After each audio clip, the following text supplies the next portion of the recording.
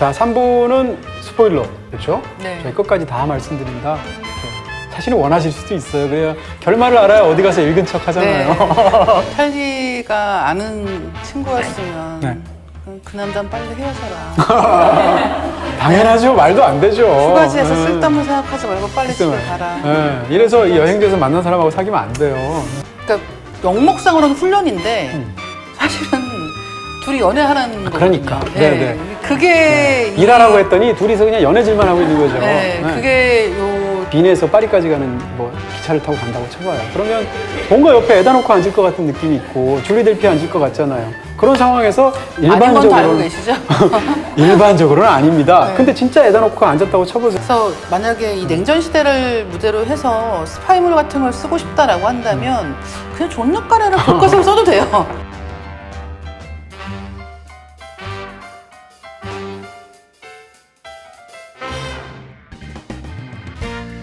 네, 이동진의 빨간 책방 리틀 드러머걸 본격적인 이야기 깊숙하게 한번 다뤄볼까 합니다. 이다혜 작가님 나오셨습니다. 네, 안녕하세요.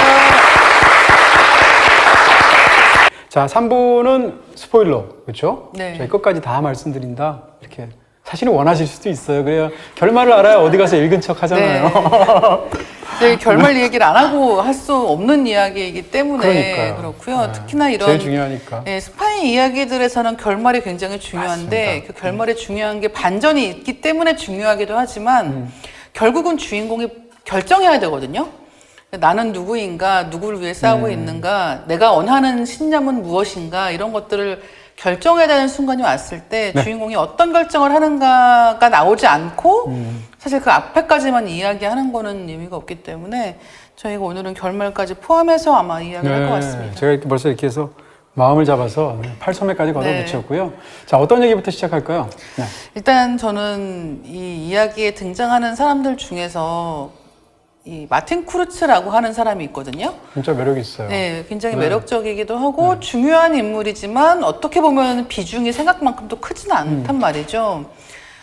실제 주인공은 찰리라고 하는 이제 여성의 주인공이고 이제 그를 둘러싼 두 남자의 이야기가 메인에 있는 것 같지만 이 마틴 쿠르츠라고 하는 사람은 실제로는 배우, 조종자 혹은 판을 짜는 사람 이라고 생각하시면 될 것 같습니다. 네. 그러니까 배후에 있는 사람이기 때문에 전면에 나서지 않고 네.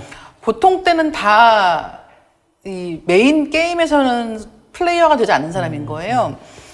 대체로 존 르카레가 주인공으로 삼는 거는 마틴 쿠르츠류의 인물이 훨씬 많습니다. 맞아요. 스마일리 네. 같은. 스마일리 같은 사람이고 네. 뭐냐면 존 르카레가 가장 좋아하는 사람을 한마디로 요약하면 지친 중년 관료 남자예요. 근데 대체로 이 사람들은 신체적 능력이 약간 저하되어 있고 불행한 가정 생활을 하고 있으며 머리는 굉장히 비상한데 반해서 자기가 이제 약간 일선에서 물러날 때라는 생각을 하고 있는 거예요. 그리고 자기가 한참 일을 하던 시기에 비해서 지금의 세상은 너무 더럽고 탁해졌다는 생각을 하고 있는 사람인 경우가 많습니다. 맞습니다. 네, 그래서 이 사람이 지금 이 배후에서 조종하려고 하는 사건들은 세상의 정의를 돌려놓기 위한 다시 세상을 올바른 것으로 만들기 위한 것일 가능성이 크지만 실제로는 그 작업에 실패하는 내용이 존 르카레의 무수한 책들에서 반복해서 이야기하고 있는 내용이에요. 어떻게 보면 약간 뭐 페르소나 같은 인물 네, 이렇게 맞습니다. 볼 수도 있을 것 같고요. 네.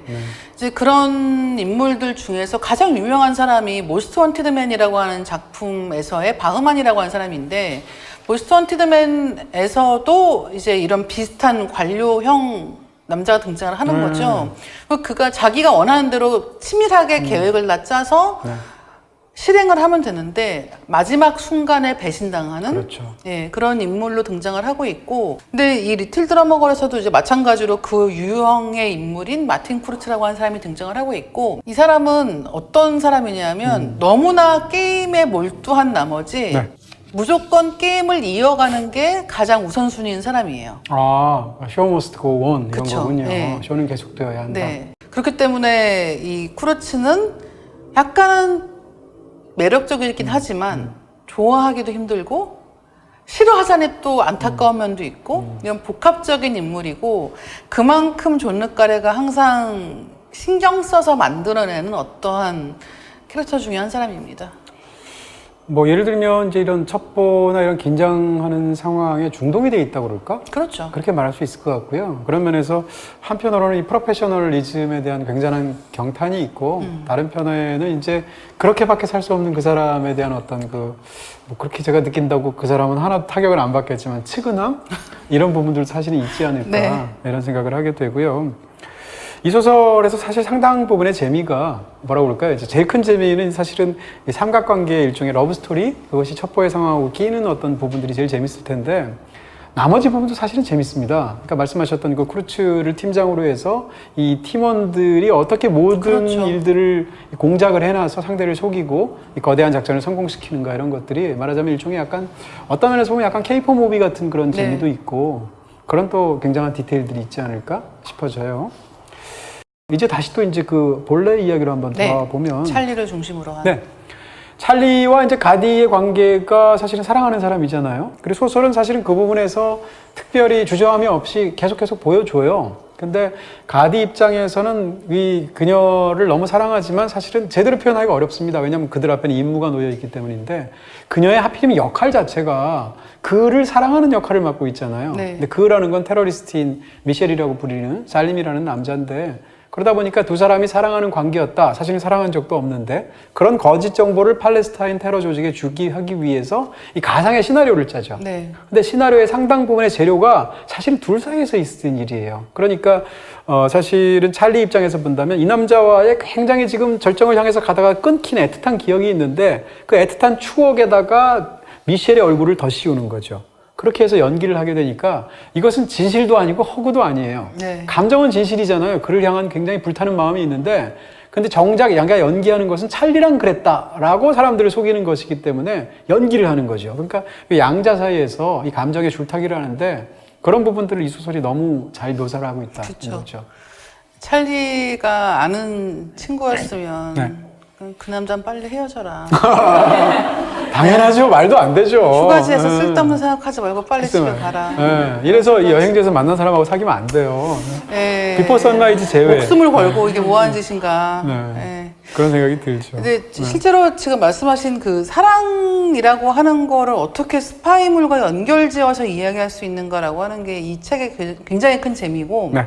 이게 굉장히 재밌는 건 여자 주인공이 등장하는 스파이물은 거의 항상 사랑 이야기가 등장을 합니다. 굉장히 중요하게. 최근 들어서 이런 작품들이 좀 많이 나오고 있거든요. 네. 그 중에 하나가 뭐 킬링 이브라고 하는 작품도 산드라오가 나오는 또 드라마를 만들어져가지고 인기를 끌고 있는데 그런 여자 스파이가 등장하는 이야기에서 제일 중요하게 설정되는 것은 첫 번째는 이 여성이 굉장히 아름다운 외모를 가지고 있다. 그래서 자기의 외모와 섹스를 이용해서 공작을 하는 사람이다라는 설정인 경우가 너무너무 많고요. 이제 그런 과정에서 어떤 남자를 만나서 그 관계가 진전되면서 벌어지는 사건들을 그리는 경우가 굉장히 많다는 거예요. 찰리는 그런 면에서는 지금 말씀드린 다른 스파이물, 여성 스파이물들과 비교했을 때는 가장 아마추어적인 인물이에요. 그렇기 때문에 실제로 아마추어죠. 네. 그렇죠. 전문 훈련을 받지 않은 사람이라는 뜻에서 아마추어인데 이제 그렇기 때문에 자기의 연기와 실제를 계속 헷갈리는 상태에서 일을 진행하게 되는 것이고 결정적으로 일로만 이 사건을 맞닥뜨려야 할 때조차도 거기에 사랑의 기억을 더 씌우는 일을 저지른다는 거예요. 이 책이 이제 나온 게 1983년도인데요. 그러니까 당연히 지금으로 기준으로 보면 30년이 넘었던 그렇죠. 시절에 뭐 윤리관, 그다음에 사회관 뭐 이런 것들을 갖고 있지 않았겠습니까? 네. 그런 부분에서 말씀하신 부분에 걸리는 부분이 분명히 있을 거예요. 네. 예를 들어서 말씀하신 것처럼 이 소설에 등장하는 여성 스파이들, 뭐 찰리뿐만 아니라 라르센이라고 첫 번째 그 테러를 일으켰던 그 조직원 중에 한 명이 이제 네덜란드 여자인데 그 여자도 마찬가지인데 두 사람의 공통점은 결과적으로는 이 테러에서 굉장히 중요한 역할을 하지만 둘 다 사랑에 매여 있는 인물이에요. 그렇죠. 여성 스파이는. 근데 이 소설에 등장하는 나머지 남자 인물들은 사랑도 하지만 그들에게는 훨씬 더 중요한 큰 일이 있는 그런 인물들로 표현이 되고 있거든요. 이런 것이 어떻게 보면 그 성별에 따라서 캐릭터를 사용하는 당대의 어떤 스테레오타입이었겠죠. 그런 부분에서 한계가 분명히 있었을 것이다 라는 생각을 하게 되는데, 그걸 전제하고서 이야기를 한다면 그런 부분에서 그럼에도 불구하고 돋보이는 부분들이 있어요. 아까 말씀드린 대로 라르세르냐라는 인물은 이 속에서 이제 팔레스타인 측에서 사실 그녀도 역시 전혀 이쪽과 관련 없는 백인이고 네덜란드 여자인데도 불구하고 미셸이라는 남자를 사랑해서 사실은 이 모든 일들을 목숨을 걸고 하다가 결국 죽게 되는데, 그 라르세는 그렇게 목숨을 걸고 모든 일을 했고 성공시켰음에도 불구하고 이 소설에 따르면 이 테러리스트들의 핵심 조직 1급 정보는 하나도 몰라요. 그러니까 말하자면 그야말로 도구처럼 쓰여졌던 인물인데, 찰리는 그렇지 않습니다. 찰리는 후반부에 가면 사실 이 모든 일들의 가장 중요한 인물이고 주도적으로 점점 바뀌는 인물이라는 면에서 이 캐릭터가 좀 차이가 있다 이렇게 말씀드릴 수 있고, 그래서 리틀 드러머걸에서 굉장히 중요한 거는 찰리가 어떻게 바뀌어가는가라는 과정을 보는 데 있는 거예요. 처음에는 정말 아무것도 모르잖아요. 심지어 자기 신념 때문에 들어온 것도 아니고 시키는 대로만 하면 되는 것 같은 존재였는데, 이 이야기가 뒤로 가면 어떻게 바뀌어가냐면 대체 찰리가 무슨 생각을 하고 있는지 알 수가 없는 거예요. 상대 쪽에 포섭이 된 건지 우리 쪽에 여전히 일하고 있는 건지를 판단하기가 어려울 정도로 거기가 굉장히 재밌어지는 것이고, 그게 예를 들면 서툰 연기자로서의 실수인가, 근데 그게 아니라 능숙한 연기자로 거듭나는 과정에서 자기 자신만만하게 자기가 원하는 이야기를 만들어가는 주도적인 과정에 있는 것인가라고 하는 그 판단에 따라서 이 리틀 드라머걸을 훨씬 더 좋아할 수도 있고 약간 아쉬움을 느낄 수도 있고, 이런 차이가 있을 것 같습니다. 이 소설 전체를 통해서 변화하는 인물은 사실 찰리밖에 없거든요. 없죠. 그런 면에서 나머지 인물들은 시작과 끝이 똑같은 사람이에요. 근데 찰리만 드라마틱하게 변하게 되는데, 그런 면에서 본다면 좀 참담한 내용이지만 찰리 입장에서 보면 사실은 성장 소설이라고 볼 수 있는 측면이 있다라는 얘기고요. 이제 사랑을 다루는 이 소설의 방식이 저는 이제 뭐라고 그럴까요? 이런 스파이 소설에서 이렇게 굉장히 재밌는 사랑의 순간, 어떻게 보면 나쁜 사랑에 가까울 수도 있는데 그런 걸 너무 잘 묘사한다는 생각이 드는데, 예를 들어서 이제 우리가 뭐 그냥 흔히 하는 그런 편견 어린 말 중에 하나가 첫사랑은 영원히 잊지 못한다 뭐 이런 얘기 하잖아요. 근데 첫사랑을 왜 못 잊을까 이런 걸 생각해 보면 여러 가지 이유가 있을 텐데, 가장 결정적인 건 그 사랑이 이루어지지 않았기 때문인 확률이 높잖아요.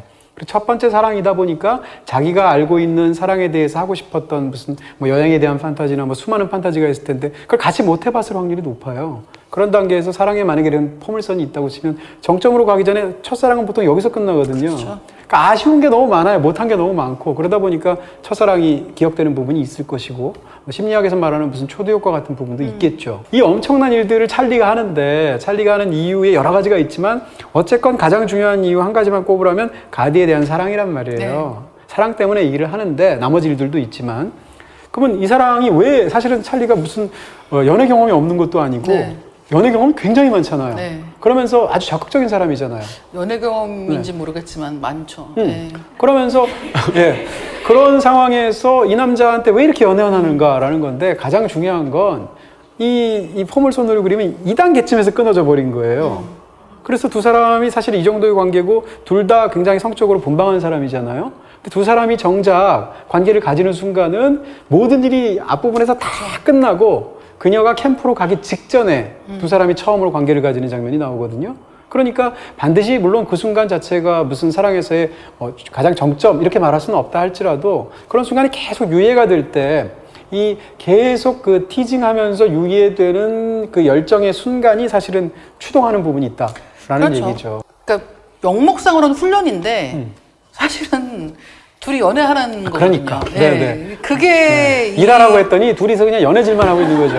그게 요 약간 중반쯤에서 가장 재밌는 게 그런 감정이 발달하는 과정을 보는 부분에 있는 것 같아요. 말씀하신 것처럼 그냥 아무것도 아닌 관계일 수 있는데 이게 너무 특수한 상황에 놓여져 버린 거예요. 별게 아닐 수도 있지만 상황이 특수하기 때문에 그 자체 모든 게 다 멋있어 보이는 상황으로 발전하게 되는 것이고, 게다가 이제 계속 그런 긴장이 있잖아요. 앞으로 벌어질 일을 알 수가 없고, 그러면 이 사람이 마지막일 수도 있고, 여러 가지 어떤 생각들이 오가는 대목들로 향하기 때문에 이 책에서 그 초반부터 한 중반에 이르는 한 150페이지를 참은 뒤에 얻을 수 있는 고진감래.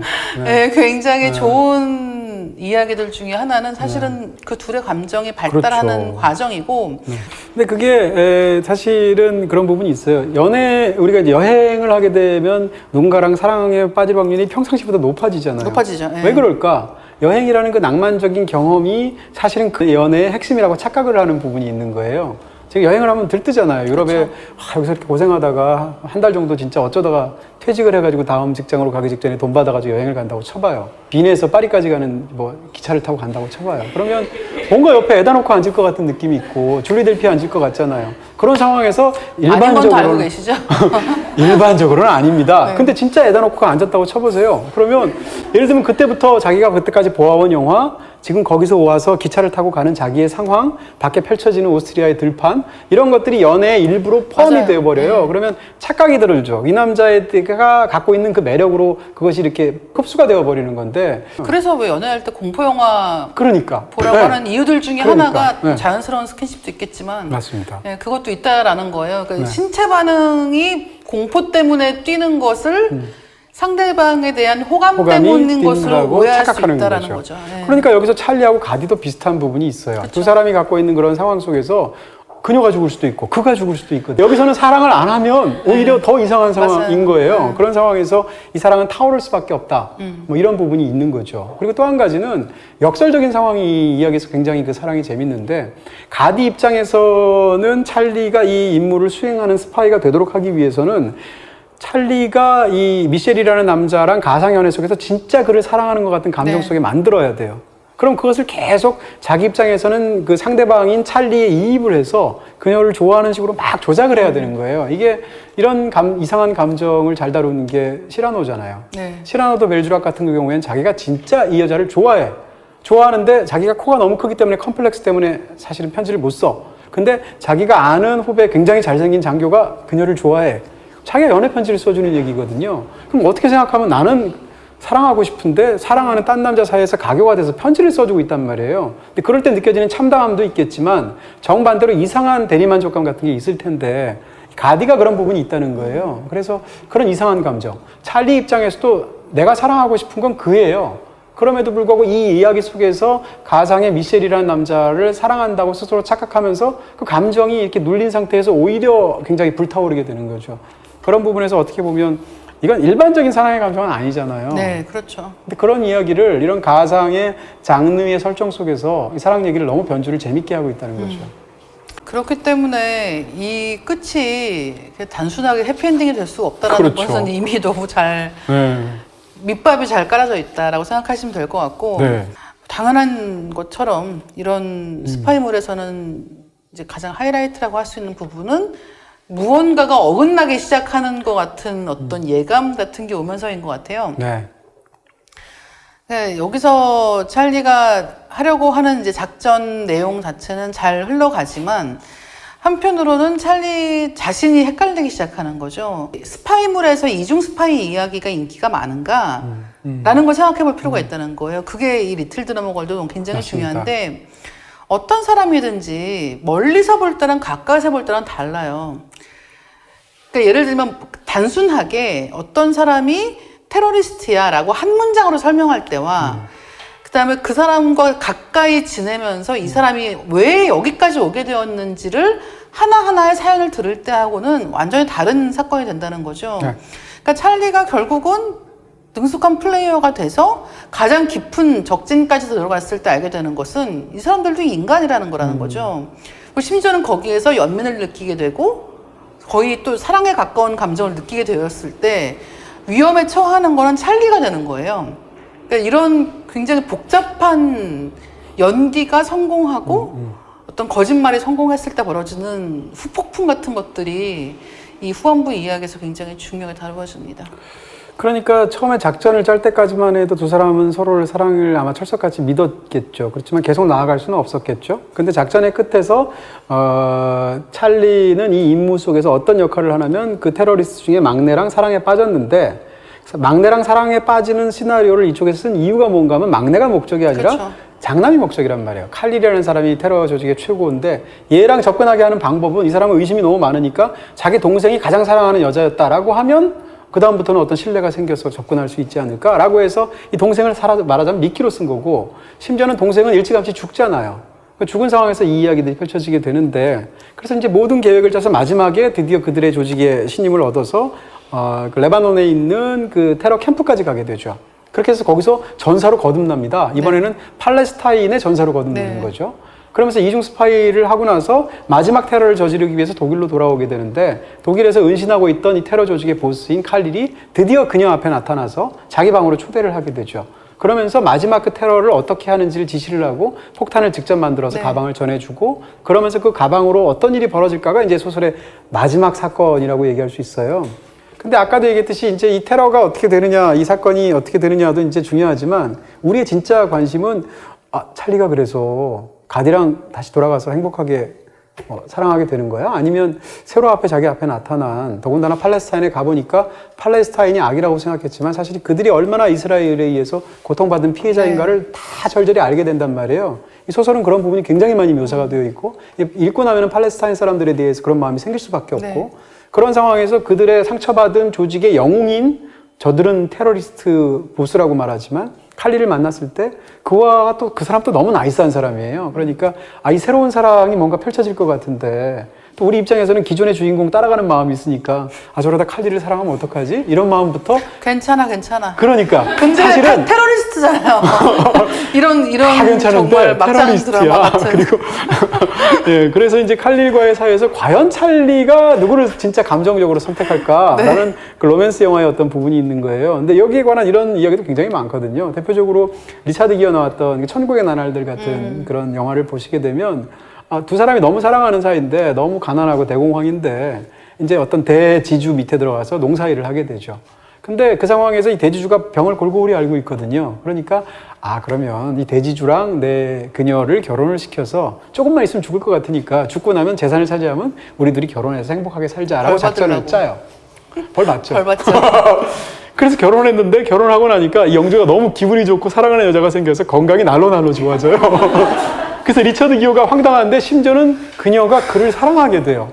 그래서 리처드 기어가 이거 어떡하지? 하다가 이제 펼쳐지는 이야기예요. 비슷한 상황 속에서 가디 입장에서는 가디가 할 수 있는 일이 없잖아요. 드디어 캠프까지 보내게 되고 만나게 됐는데, 심지어는 이 도청도 중간에 끊어지는 상황이 있고, 근데 이런 상황에서 두 사람이 뜨거워지는 것 같고, 심지어는 칼릴이 그녀를 너무 사랑하는 것 같은 거죠. 그렇죠. 스파이물에서 또 되게 중요한 장치 중에 하나가 모든 등장인물들이 도감청 아래에 있다는 거예요. 그게 이야기에서 가장 큰 긴장을 유발하는 요인입니다. 네. 그러니까 예를 들면 그냥 갔어, 잘 몰라, 이렇게 되면 괜찮은데, 문제는 항상 거기서 오가는 대화를 엿듣고 있고, 지금 둘이 같은 방에 있는지 다른 방에 있는지를 항상 보고 있는 상황이라고 하면, 그렇죠. 예, 그 둘의 관계에 대해서 말해주지 않는 뭐가 더 있는 게 아닐까라는 식의 의심이 싹트기에는 굉장히 좋은 환경인 거예요. 예, 그렇기 때문에 이런 스파이물에서는 항상 그 도감청 장면 같은 게 굉장히 강조되어서 표현되게 되어 있고, 그쵸. 그게 주인공의 심리를 가장 많이 좌우하는 어떤 네. 예, 어떻게 보면 그 자체가 이제 가연제처럼 쓰이기도 해요. 그쵸. 그러니까 이 삼각관계를 다루는 많은 로맨스의 소설이나 영화를 보면 사실은 삼각관계에서 한 여자와 두 남자, 한 남자와 두 여자라고 했을 때 이 두 명의 동성인 사람들 사이에서는 정보의 비대칭을 주는 경우가 많아요. 네. 이게 그렇습니다. 여기서 보면 칼릴이 있고 찰리를 가운데 둔 상태에서, 그리고 가디가 있잖아요. 근데 두 사람이 이 모든 일들에 대해서 정보가 완전히 비대칭이 돼 있어서 가디는 이 모든 일을 다 알고 있죠. 근데 칼릴은 가디의 존재 자체도 모르고 있어요. 그런 상황에서 찰리의 정체도 모르고, 그리고 이 모든 관계는 일방이라서 가디가 찰리 쪽을 통해서 이 모든 일을 조종하는데, 사실은 칼릴은 그 모습 속에서 사실 말판에 말로 지금 들어가 있는 걸 모르고 있는 상황이죠. 근데 그런 정보의 비대칭이 이 삼각관계의 어떤 부분을 극적으로 긴장을 높인다는 거예요. 그렇죠. 특히나 찰리 입장에서는 칼릴 쪽에 죄책감을 갖기가 너무 좋은 구도가 되는 거죠. 그렇죠. 그래서 이제 이야기가 펼쳐지는데, 그래서 마지막 순간에 이제 칼릴하고 심지어는 두 사람이 관계를 가지게 됩니다. 칼릴이 그녀를 너무너무 사랑하게 되고 그런 상황에서 사실은 분명히 경고를 했어요. 왜냐하면 이번에 내가 칼릴을 다시 만나게 되면 그가 나를 뜨겁게 원하기 때문에 같이 잘 수도 있다. 너는 괜찮겠느냐? 라고 가디한테 말하는데 가디는 사랑함에도 불구하고 그걸 용인을 해야 되는 자기의 입장인 거예요. 그래서 그녀를 보내게 되죠. 그렇죠. 이렇게 생각할 수도 있지만 이런 이중첩자의 이야기는 여러분이 무간도 같은 이야기도 마찬가지고 신세계 같은 얘기도 마찬가지고요. 그러니까 이중첩자에 대한 모든 이야기에서 갈등이 최고조에 달하는 이유 중에 하나는 뭐냐면 언제 이중첩자를 빼줄 것이냐의 문제예요. 언제 다시 우리 쪽으로 데려올 것이냐. 지금 저 사람이 저 안에서 갈등하고 있는데 언제 다시 불러와서 이 사람이 원하는 안정을 되돌려 줄 것이냐의 문제가 있는 거죠. 항상 늦죠. 너무 늦어요. 그러니까 예를 들면은 내가 돌아가면은 칼리하고 같이 잘 수도 있다라고 얘기를 하는 것은 난 돌아가고 싶지 않다는 것일 수도 그쵸. 있지만 제발 날 좀 막아줘. 네, 가고 싶지 않아일 수 있지만 지금 다시 데리고 와버리면 작전이 망가지는 거예요. 그러면 결국 다시 돌려보낸다는 거죠. 그러니까 이런 식이 되기 때문에 그 찰리 입장에서는 우리 알 수가 없어요. 예를 들면 사실은 이러다가 진짜 칼릴한테 마음이 끌리고 있는 거예요. 예를 들어서 그렇다고 만약에 가정을 할 경우에는 가디에 대해서 죄책감을 갖고 있기 때문에 이렇게 말을 함으로써 내가 지금 그와 어떤 관계에 간다 할지라도 어쩔 수가 없었어라는 알리바이가 될 수도 있잖아요. 그래서 말을 하는 걸 수도 있겠죠. 어쨌건 양자사에서 굉장히 흥미로운 부분들이 이 소설 속에서 펼쳐진다. 네. 그러면서 이제 어떤 극적인 사건이 거의 끝날 그렇죠. 무렵에 펼쳐진다 정도로까지만 말씀을 드릴 수가 있고요. 근데 사실은 이 이야기는 그 자체로 굉장히 흥미로운 로맨스 소설이고 이야기인데 저는 이야기를 다 읽고 나니까 이거 자체가 하나의 정치적인 우화라는 생각이 들었어요. 무슨 얘기인가 하면 왜 존 르카레는 영국 사람이고 MI6에서 근무했던 정보 직원이고 그리고 이스라엘이나 팔레스타인하고 직접적인 관계가 없었는데 더군다나 당대에는 80년대니까 냉전이 아주 끝난 시기는 아니고 네. 그러면 뭐 소련과의 관계라든지 이런 소설을 쓸 수도 있는데 그게 아니라 왜 이스라엘과 팔레스타인에 관해 썼을까? 제 생각엔 추측인데 그런 인터뷰를 본 것도 아니고요. 존 르카레의 영국인으로서의 죄책감이 있었을 것 같아요. 자기가 영국인이란 말이에요. 그리고 저희 그 제대로 된 지성을 갖고 있고 최소한의 어떤 그런 그 거짓이 아닌 스스로의 역사를 볼 줄 아는 능력을 갖고 있는 사람이라면 지금 그 팔레스타인과 이스라엘을 포함한 곳에서 벌어지는 수많은 그 분쟁과 테러로 수많은 무고한 사람들이 죽는 것에 애초에 그 원한을 제공한 나라가 그렇죠. 어디냐? 영국이란 말이에요. 영국이에요. 네. 영국인데 자기가 영국 사람이란 말이에요. 그 지식인이고 그런 글을 쓰는 사람이란 말이에요. 그랬을 때 죄책감이 있었을 것이다 라는 것이고 그렇게 보면 이 삼각관계는 예사롭게 안 보여요. 주인공은 영국이고 나머지 둘은 한 명은 이스라엘 사람이고 가디, 한 명은 칼릴, 팔레스타인 사람이란 말이에요. 이게 나라라고 한번 생각해 보세요. 그러면 찰리는 양쪽에 이중의 약속을 하거든요. 물론 그녀는 어쩔 수 없었어요. 어쩔 수 없었지만 어찌됐건 이걸 만약에 정치적인 우화로 본다고 친다면 팔레스타인에 대한 약속을 했단 말이에요. 그리고 칼릴을 만났을 땐 진짜 사랑하는 척했고 칼릴이 시키는 테러를 수행하는 척해서 사실은 딴 걸 한 거죠. 그 가디에 대해서도 한 행동도 마지막에 보면 굉장히 모호한 부분이 있거든요. 이것은 사실은 1차 세계대전 당시에 영국이 이중 플레이를 했거든요. 팔레스타인에게 지키지 못할 약속을 했고 이스라엘에 대해서도 지키지 못할 약속을 하고 사실은 프랑스랑 땅을 나눠 먹은 거거든요. 그게 역사적인 사실인데 이 사실을 정치적인 우화로 만든 것 같은 거예요. 그런 상황 속에서 그럼 결과적으로 이 세 사람의 운명은 어떻게 될 것인가? 그렇죠. 그 결과까지도 사실은 실제 있었던 역사를 집어넣은 것처럼 보입니다. 뭐 스포일러가 될까봐 뭐 다 사실은 다 짜맞추면 다 이해가 되시겠지만 그렇죠. 네. 네. 어쨌건 그런 부분에서 이 이야기는 그 자체로 굉장히 생생한 세 사람 사이의 특별한 사랑 얘기고 굉장히 뒤틀린 사랑 얘기지만 뒤집어서 얘기하면 현대사에서 이 모든 분쟁이 있었던 사건을 정치적인 우화로 만든 것 같다는 거죠.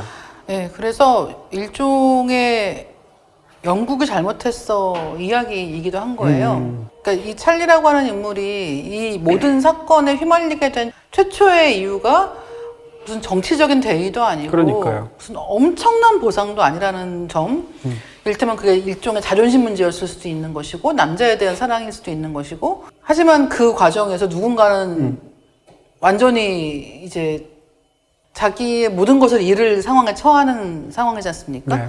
네. 그것을 정치적 우화로 환산했을 때는 맞아요. 네, 결국은 영국이 그렇게 훌륭한 의도가 있었던 것도 아니고 그런 과정 속에서 피해를 입은 사람들이 있고 그들 중에서 이렇게 유명을 달리한 사람도 있고라는 식의 이야기를 실제로 잘 보여주고 있는 이야기죠. 네. 근데 이렇게 말씀드릴 때마다 항상 조심스러운 건 이렇게 말하면 그걸 말하기 위해서 이 사실은 사랑 얘기를 내세웠을 뿐이다. 이렇게 생각할 수 있잖아요. 그건 아니고 사랑 얘기가 핵심이죠. 이 자체로. 그렇지만 이런 뒤에 이런 부분도 있지 않을까라는 정도로 받아들였으면 좋겠고요. 또 한 가지는 이제 이런 이야기를 보면서 저는 이번에 리틀 드러머걸을 영화도 보고 소설 보면서 떠올렸던 건 이거 완전히 오명이네? 이런 생각했어요. 맞아요. 네. 히치콕의 오명이라는 굉장히 유명한 영화가 있는데 그 영화를 보시면 기본 스토리가 사실상 똑같습니다. 남자 입장에서 자기의 스파이 임무를 위해서 굉장히 분방한 어떤 특정한 여성을 끌어들여서 포섭하기 위해서 일부러 접근을 하다가 두 사람이 사랑에 빠져요. 그런 상황에서 상대의 캠프의 핵심에 집어넣게 되는데 그 과정에서 그녀는 맡은 역할이 그 적이라고 할 수 있는 상대와 사랑에 빠지는 역할을 맡아야 돼요. 근데 그러면서 점점 그녀가 그쪽으로 가게 될 때 이 남자는 그 남자 상대방을 꺼내지 못해서 굉장히 안달복달하다가 어떤 일이 벌어지고 그녀한테 위험이 생기면 결국은 끄집어내오는 얘기가 오명이거든요. 리틀 드러머걸이 똑같거든요. 그러니까 그런 부분에서 사실은 해아래 새로운 이야기가 없다고 하는데 기본적인 스토리의 어떤 플롯의 얼개는 사실은 오명하고 똑같은 얘기네? 그렇죠. 이런 생각이 들더라고요. 그러니까 스파이물과 네. 연애 이야기를 엮었을 때 굉장히 쉽게 어떻게 보면 생각할 수 있는 이야기로 생각할 수 있는데 네. 어쨌든 존 르카레의 특장점은 이 디테일한 묘사에 맞아요. 있다. 네. 그래서 만약에 이 냉전 시대를 무대로 해서 스파이물 같은 걸 쓰고 싶다라고 한다면 그냥 존 르카레를 교과서로 써도 돼요. 네. 네, 그럴 정도로 이 사람들이 어떻게 일하고 있는지 실제로 어떤 일이 어떻게 벌어지고 있는지에 대해서는 굉장히 자세한 설명이 되는 글이기도 합니다. 두 권밖에 안 읽었지만 이 첩보 소설 장르에서 역대 최고 작가가 아닌가? 그럼요. 그런 네. 생각이 들고요. 많은 사람들이 존 르카레 하는 데는 이유가 있다. 이런 생각이 다시 한번 드는 저로서는 그런 독서 경험이었습니다. 네, 다음 주에는 6부작 드라마 얘기를 하면서 네. 저희가 리틀 드러머걸과는 드디어 이별을 드디어. 하겠네요. 네. 자, 4부 다음 주에서 뵙도록 하고요. 3부 오늘 마치도록 하겠습니다. 감사합니다. 감사합니다.